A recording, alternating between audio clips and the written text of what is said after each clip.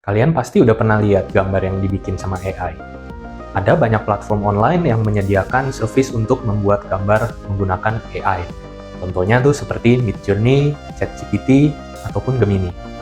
Nah, AI generation ini sebenarnya memiliki banyak metode ya untuk membuat gambar-gambar yang diinginkan. Nah, metode-metodenya ini adalah text to image to image, in-painting, dan out-painting.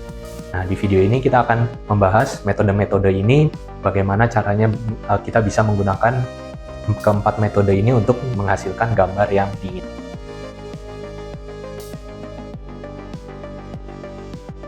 Nah, text to image ini adalah cara yang paling sering dipakai untuk membuat AI generated image. Nah, sebelum kita membuat gambarnya, kita harus memberitahu AI nih, gambar seperti apa sih yang kita mau bikin. Mungkin kita mau membuat gambar sebuah rumah dari luar, atau gambar interior rumah, ada sofanya, ada mejanya, ada kursinya. Nah, deskripsi gambar ini disebut juga sebagai prompt. Nah, prompt ini ada dua tipe ya, satu positif, satu negatif. Nah, positif prompt ini adalah deskripsi tentang gambar seperti apa sih yang kita mau bikin.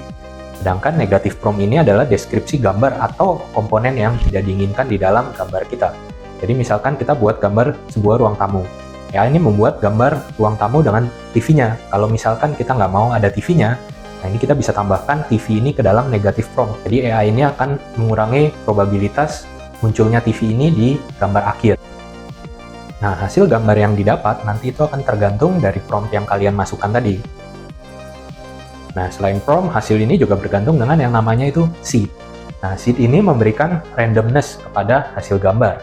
Jadi kalau kalian kurang suka dengan gambar yang dihasilkan, tinggal rubah aja seed-nya. Prompt-nya nggak usah dirubah, kita cuma ganti seed-nya. Nah, nanti AI akan memberikan hasil yang berbeda.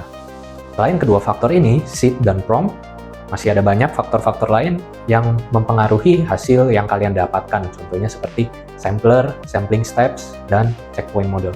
Nah, checkpoint model ini nanti akan kita bahas di part kedua, karena ada lumayan banyak yang mesti dibahas. Metode ini tuh sangat berguna kalau misalkan kita punya ide gambar apa yang kita butuhkan, tapi kita nggak bisa gambar.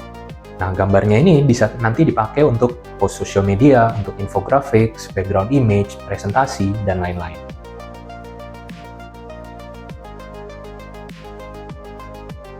You see this doodle right here? Feed it to AI and it will be better than what you have within seconds. Mirip dengan text to image ini juga memerlukan prompt dari user. Nah, bedanya image to image itu memerlukan satu tambahan komponen lagi yang namanya itu reference image. Jadi AI itu akan generate image menggunakan reference image ini sebagai patokan ya. Jadi hasil akhirnya itu nanti akan mirip dengan reference image yang disediakan. Image to image ini bisa dipakai buat apa aja sih? Nah, metode ini tuh bisa digunakan untuk memberi warna, misalkan seperti ke sketch yang baru kita bikin atau line art. Atau memberikan finishing touches ke rough sketches.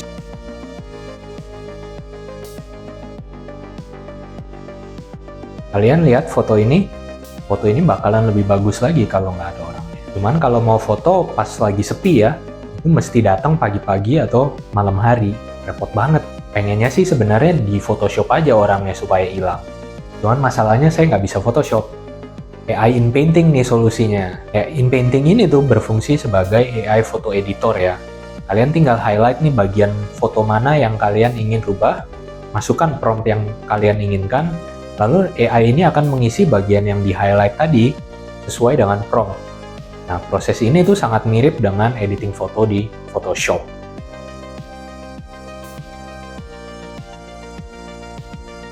Saya nemu gambar bagus nih di internet. Saya mau jadiin wallpaper HP saya aja nih. Cuman masalahnya aspek ratio-nya tuh nggak cocok untuk di HP. Kalau di stretch kan jadi jelek gambarnya. Nah, outpainting ini berfungsi itu sebagai fitur zoom out di foto ini. Nah, outpainting ini akan mengisi bagian yang kosong karena perubahan dari aspek ratio yang tadinya 1:1 menjadi 6:19.